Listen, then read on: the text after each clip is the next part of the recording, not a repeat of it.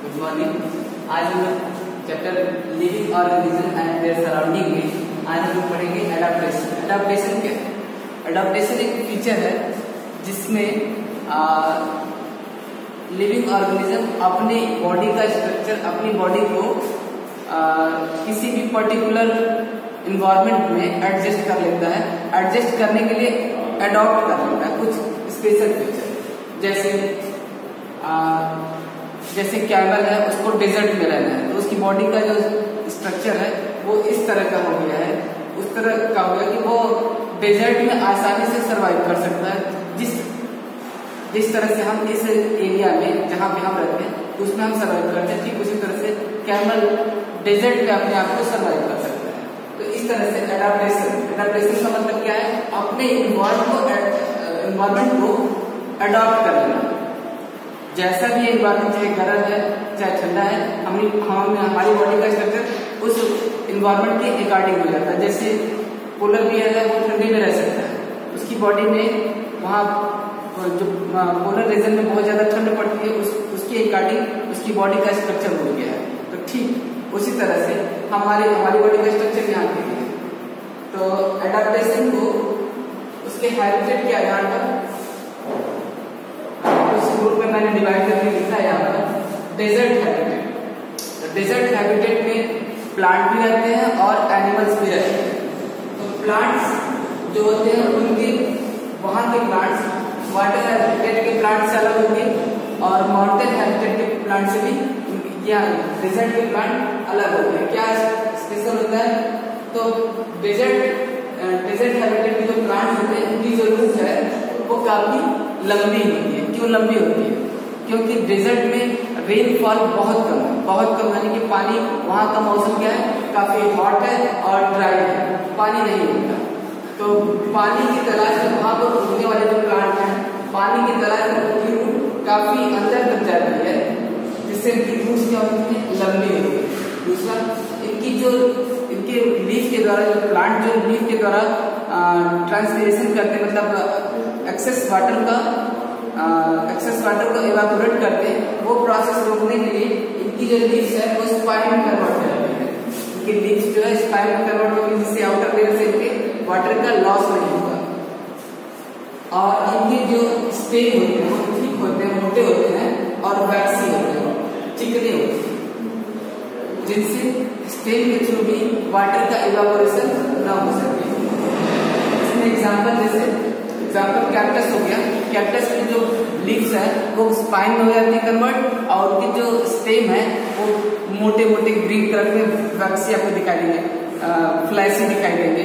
तो उनके जो फोटोसिंथेसिस का प्रोसेस होता है वह उनके स्टेम में होता है। अब हम एनिमल की बात करते हैं। इनके जो वहाँ पे रहने वाले एनिमल्स है उनका भी स्ट्रक्चर इस तरह का होता है कि वो बाहर आ सके। तो चाहे वो इंसेक्ट हो चाहे वो बड़े एनिमल, जैसे इंसेक्ट है, अब वो दिन के समय में डेजर्ट का जो टेम्परेचर है वो लगभग 50 डिग्री सेल्सियस चला जाता है। तो 50 डिग्री सेल्सियस होने पर उस पर चलना बहुत मुश्किल है। इसलिए दिन के समय छोटे इंसेक्ट जो हैं वो इतनी गहराई में चले जाते हैं जहाँ की रेत ठंडी हो और वो वहाँ रह सके। रात के समय वो निकलते हैं और अपना फूड कलेक्ट करते हैं। छोटे जीव, बड़े जीव जो भी जिस तरह के हैं उससे वो अपना फूड लेते हैं। बड़े जीव में जैसे मैं बता दूं, एनिमल में कैमल की पीठ पर कुबड़ होता है। क्यों? क्योंकि ऐसे तो मैदानों में तो हर जगह आपको घास दिखेगी, भूख लगी किसी जानवर को तो कहीं भी किसी भी खेत में कूद लेगा, खा लेगा वहाँ पे। लेकिन डेजर्ट में हर जगह खाने के लिए उपलब्ध नहीं है। तो ऊंट की पीठ पर हम्प होता है, जिसमें ये क्या करता है? उन जगहों पर जहाँ पर फूड ज्यादा है वहाँ पर खाकर वो उसको स्टोर कर लेता है, और स्टोर करने के बाद वो बिना खाए कई दिनों तक रह सकता है। तो ऊंट का पहला कैमल का ये क्या है? एडाप्टेशन। दूसरा, इसके पैर जो है काफी लंबे होते हैं, जिससे यह क्या करे? जब रेत में दिन के समय में चले तो रेत से उठने वाली जो हीट है वो उसकी बॉडी तक ना पहुंच सके। तो इसके पैर काफी लंबे होते हैं। दूसरा, इनके पैर की जो बनावट है नीचे, इसको हम कहते हैं खुर, उसका वो काफी बड़े और गद्देदार होते हैं, जो कि आसानी से रेत में धंसते नहीं है। और धंसते नहीं इसलिए वो आसानी से उस पर दौड़ते हैं। अगर रेत में ऊंट की जगह घोड़े को दौड़ाए तो घोड़े का पैर हर जगह रेत में धंसता हुआ चलेगा, इसलिए घोड़ा वहां पर अच्छे से नहीं भाग सकता जितना आसानी से ऊंट भाग सकता है। ऊंट को रेगिस्तान का जहाज कहते हैं। अब हम बात करते हैं वाटर हैबिटेट। इसमें प्लांट वाटर हैबिटेट में पानी में रहने वाले जो प्लांट्स हैं, कुछ पानी की सरफेस पर रहते हैं और कुछ पानी में डूब कर रहते हैं। तो जो पानी के सरफेस पर रहते हैं, तैरते हैं, उनकी स्टेम काफी लंबी होती है, लंबी और पतली होती है, ताकि वाटर का उनके ऊपर जो वाटर करंट का प्रेशर पड़े तो टूटने ना पाए। दूसरा, इनकी जो रूट होती है वो बहुत छोटी होती है, गहराई में बहुत कम तक जाती है। बस उनका काम क्या है, वह एक एंकर की तरह वर्क करती है जो प्लांट को उनके सरफेस पर एक जगह रोके रखता है। इनकी जो स्टेम होती है, इनकी जो लीफ होती है, जो वाटर सरफेस पर रहते हैं, वो काफी बड़ी होती है और चौड़ी होती है, ताकि यह आसानी से पानी पर तैर सके।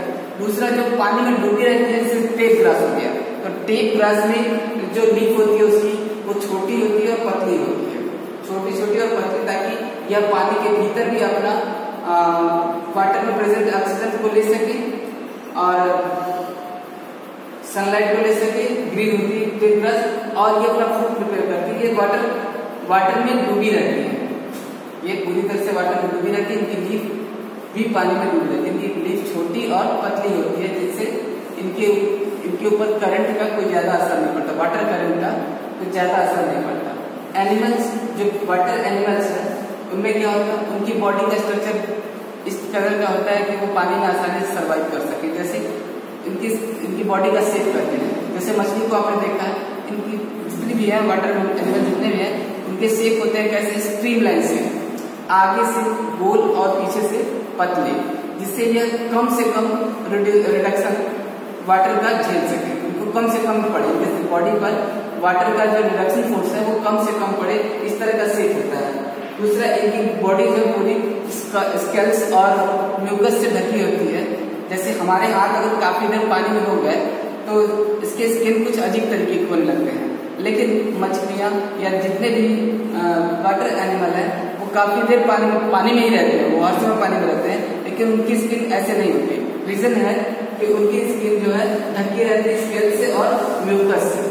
तीसरा एडाप्टेशन, गिल्स, सांस लेने में, पानी के भीतर वो सांस कैसे लेते हैं, तो वाटर में डिजॉल्व ऑक्सीजन को लेते हैं, और वो किसके थ्रू से लेते हैं, गिल्स के थ्रू से। कुछ वाटर एनिमल है जैसे सी एनिमल्स, जैसे व्हेल हो गया, डॉल्फिन हो गई, ये इनके पास गिल्स नहीं होता, इनके हेड के ऊपर पे कुछ एक होल होता है, जिससे ये क्या करते हैं, सांस लेते हैं। ये पानी के भीतर सांस नहीं ले सकते, इनको जब भी सांस लेना है तो इनको वाटर सरफेस पे ऊपर आना पड़ता है, ऊपर ये हवा में सांस ले सकते हैं। लेकिन इनकी बॉडी का स्ट्रक्चर इस तरह से है कि एक बार ये सांस लेते हैं तो कई मिनट तक वो पानी के भीतर आराम से रह सकते हैं। फ्रॉग, वाटर एनिमल में फ्रॉग भी आता है। फ्रॉग एक ऐसा क्रिएचर है जो कि वाटर के अंदर भी रह सकता है और वाटर की और सरफेस पे भी रह सकता है, वाटर पे, क्योंकि इसकी बॉडी में गिल्स भी है सांस लेने के लिए और लंग्स भी है, तो ये लंग्स और गिल्स दोनों से सांस लेता है, इसलिए दोनों जगह रह सकता है फ्रॉग। अब हम बात करते हैं माउंटेन हैबिटेट की। तो माउंटेन हैबिटेट ऊंचे ऊंचे पहाड़ों पर जो प्लांट्स होते हैं उनकी बात कर रहे हैं, प्लांट लाइफ। ये ऊंचे ऊंचे पहाड़ों पर जो प्लांट और पेड़ उगते हैं वो काफी लंबे होते हैं और कोन शेप में होते हैं। जो माउंटेन पर जो प्लांट ट्रीज होते हैं वो काफी लंबे और कोन शेप में होते हैं, ताकि इनके ऊपर पड़ने वाली जो आइस है, बर्फ है, वो आसानी से स्लिप कर सके। क्यों? क्योंकि अगर स्लिप नहीं करेगी तो वो टहनियों पर इकट्ठा होगी, और टहनियों पर जब इकट्ठा होगी तो टहनी टूट जाएगी और प्लांट टूट सकता है। इसलिए इनके शेप किस तरह के हैं, कोन शेप में होते हैं, काफी लंबे होते हैं और कोन शेप में होते हैं, जिनसे इजिली जो स्नो इनके ऊपर पड़ती है वो इजिली स्लिप कर जाए। दूसरा, इनकी जो लीफ होती है वो शार्प होती है और नेटिव की तरह होती है, पतली पतली, जैसे इमली का देखा होगा आपको, ठीक उसी तरह की, तो पतली पतली होती है पत्तियां, और उस पर जब आप ये स्नो पड़ती है तो वो आसानी से स्लिप कर जाते हैं। अब हम बात करते हैं माउंटेन हैबिटेट में एनिमल लाइफ की। तो जो माउंटेन पर जो एनिमल होते हैं, ऊंचे ऊंचे माउंटेन पे जो एनिमल होते हैं, बॉडी के ऊपर थिक फर होते हैं जो उनको ठंडी से बचाते हैं, उनकी बॉडी को गर्म रखने में हेल्प करते हैं। जो भी दिखा इधर, तो अगर बाल वाला कुत्ता खरीदने जाए तो बड़ा महंगा मिलेगा, लेकिन वहाँ पर हर कुत्ते बाल वाले मिलेंगे। माउंटेन पे खूब बड़े बड़े बाल रहते हैं, तो बाल इसलिए रहते हैं क्योंकि उनको ठंडी से बचना होता है और उनके पास अपना कोई कुछ कपड़ा नहीं होता है, कोई भगवान ने उनको पहले से दे रखा है थिक फर जो उनको उनकी बॉडी को गर्म रखता है। कुछ एनिमल्स ऐसे जिनकी आउटर लेयर क्या होती है, जो स्किन होती है वो काफी मोटी होती है। स्किन मोटी नहीं होती, दरअसल उनकी स्किन के जस्ट नीचे एक थिक लेयर होती है जिसकी फैट की एक थिक लेयर होती है, जिससे जो इनको हेल्प करती है गर्म रहने में, यानी बॉडी का टेम्परेचर मेंटेन रहने में इनको हेल्प करती है। इनके फैट की एक स्किन होती है जिनके जस्ट नीचे होती है और स्किन के जस्ट नीचे होती है। और कुछ एनिमल जो कि एक टेम्परेचर, खास टेम्परेचर में ही सर्वाइव कर सकते हैं। उससे अधिक टेम्परेचर हो तो भी वो नहीं कर सकते, उससे कम का टेम्परेचर हो तो भी वो नहीं कर सकते। कुछ एनिमल्स जो काफी ठंडी को बर्दाश्त नहीं कर पाते, वो ठंडी के समय वो लंबी नींद में चले जाते, इसको कहते हैं हाइबरनेशन।